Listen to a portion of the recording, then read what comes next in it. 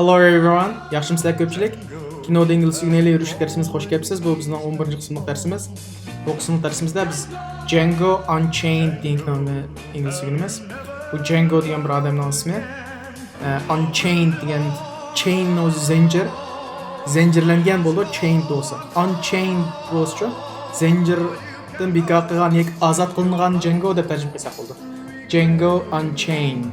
Ozod qilingan Django. Bundan sonra degan ko'ngilgan tunji so'zimizga ekran qaranglar. And I take it you prefer the take it or leave it style of negotiation? Yan bir anlama.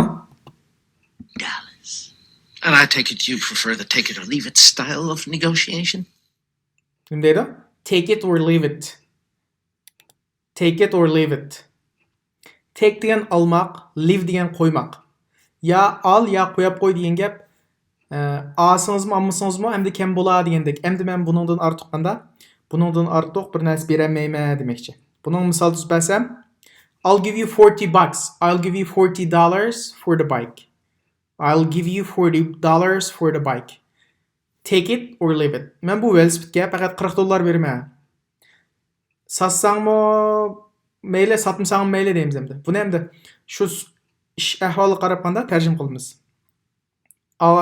Pulumni alsang mayli, olmasang mayli demekçi. I'll give you $40 for the bike. Take it or leave it.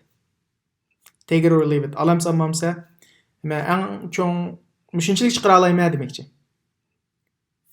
Buni odatda ilib setish qilam kelmaydi, boshqa har qanday narsaga keldi. Masalan, men faqat sana yordam bera olayman degan bo'lsaq, qanday men mushinchilik qila olayman. Qabul qilsang mayli, qabul qilmasang mayli yana degandek-ku. Take it or leave it desek bo'ldi ishkada. Buningdan boshqa nima keldi o'tsanglar? Biror narsani men yoqtiribmi ketmayman, o'chmamas degandek bir gap-ku. Masalan, do you like lobster? Do you like lobster? Lobster degan qisqa tushpaq-ku.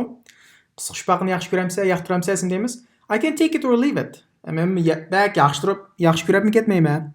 Lekin bak o'chmamas, chiqib bo'lib qo'ydi demekchi. I can take it or leave it. Undan keyingi so'zga ekran qaranglar. Shut him down like a dog in the street. Yes, that's exactly what I mean.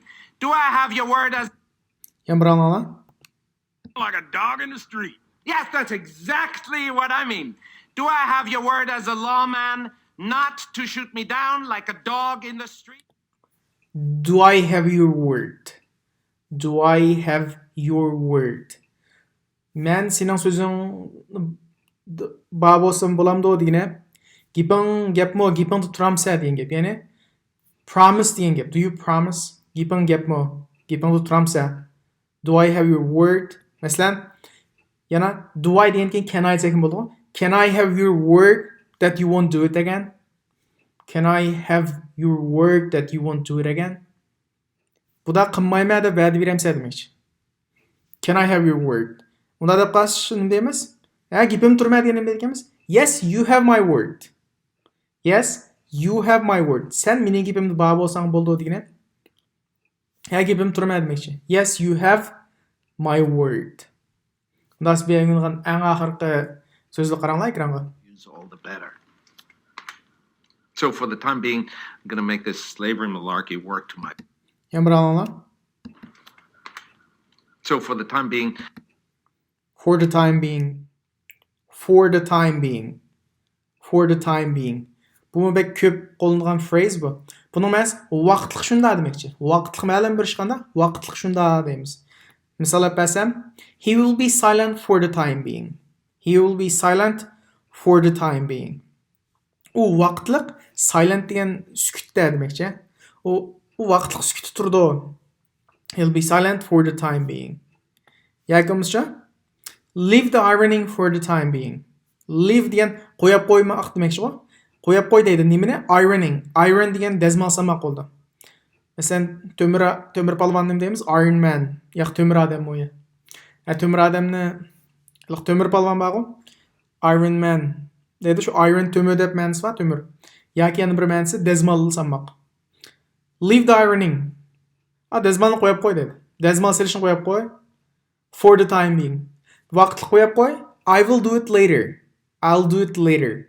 Men keyin qilib o'tay. Leave the ironing for the time being. I'll do it later.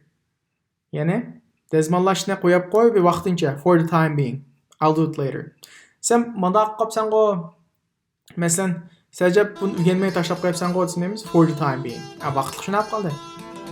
For the time being. Ya vaqtlıq qaşında. Deyəndə.